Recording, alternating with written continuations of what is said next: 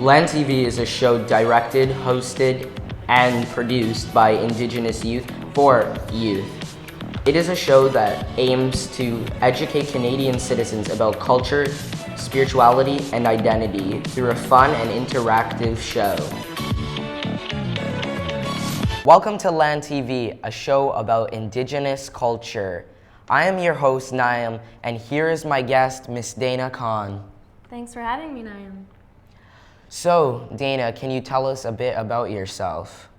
Yes, I work at Toronto Council Fire Native Cultural Centre, and I work with the youth aged 7 to 12.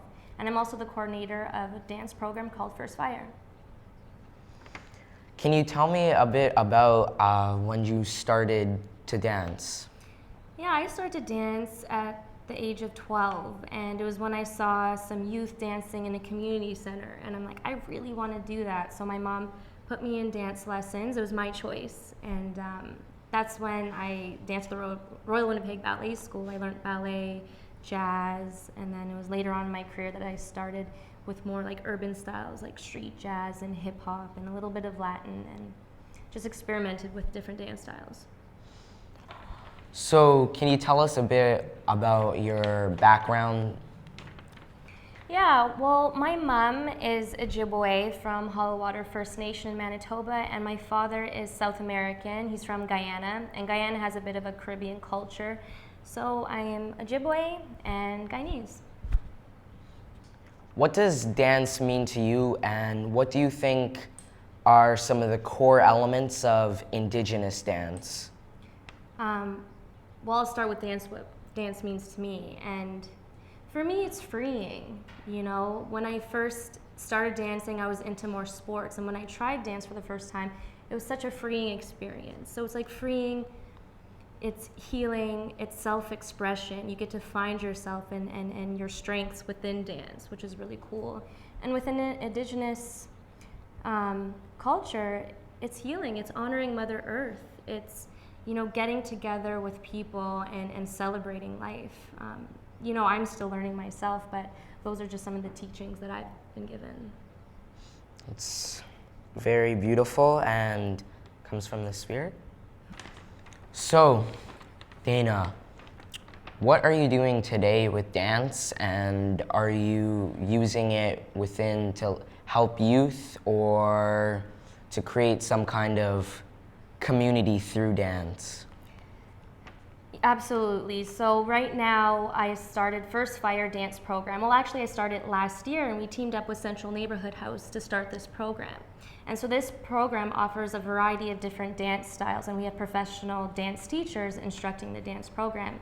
And it was really important for me to do that, to pass on my knowledge to the community, especially in Regent Park. I've been passionate about working within, you know, my culture and the community and sharing that knowledge. So I'm really excited to be doing this program for a second year. And can you tell me a bit more about First Fire dancers? Yeah, well, First Fire, there's 4 different styles that we do learn. We learn traditional hoop dancing, we learn contemporary, we learn break dancing, and hip hop. And this year, a new addition that we're adding in is self-choreography. So for 5 weeks, the youth get to explore their own individuality and creativity and create a piece, you know, with keeping in mind, you know, staging and lighting and what they want to see. And, you know, if they want to tell a story through that dance, you know, through their piece, they have the freedom to do it, and that's what dance is. It's freeing, it's expression, and so that's what that 5 weeks is going to allow. I think that youth empowerment and also being able to organize choreography to tell their own stories is a very beautiful thing, and that it will inspire other young people or even people older to want to create pieces of their own artwork, whether performing arts or visual, whatever they want to do. I think that will be an outlet or medium to be able to express themselves and their identities. Absolutely.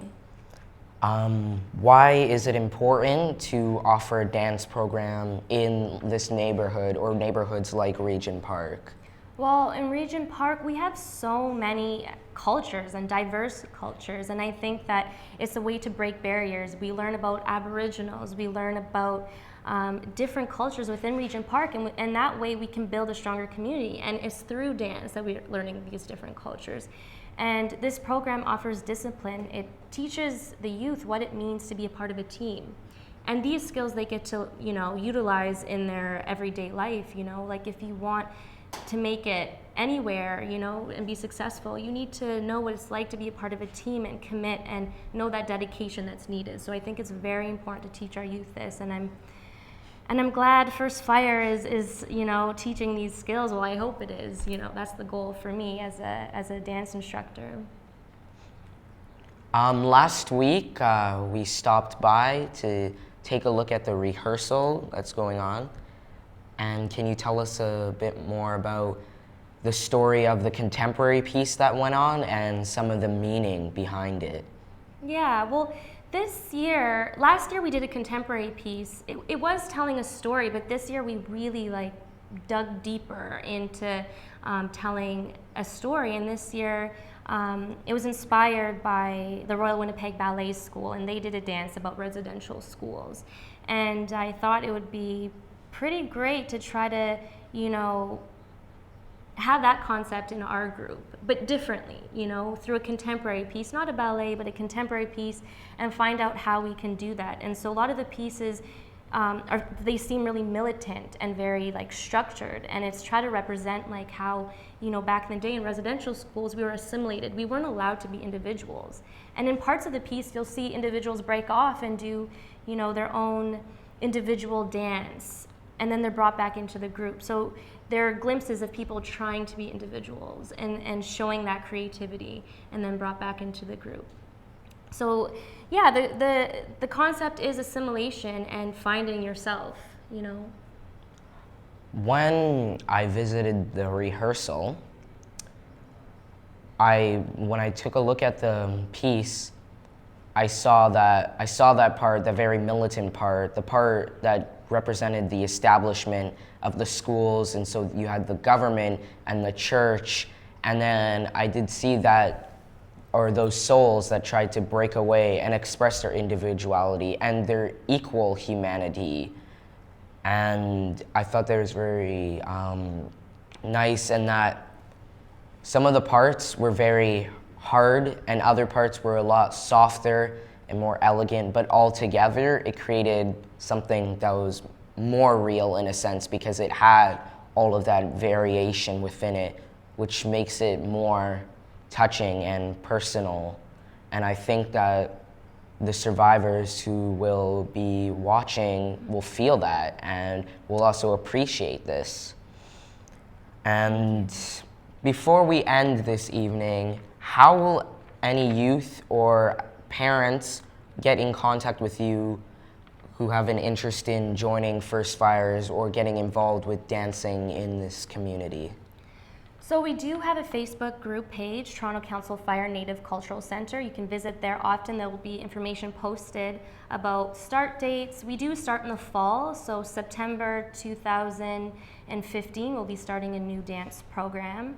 Also my email, which you can find out on Toronto Council Fire's website.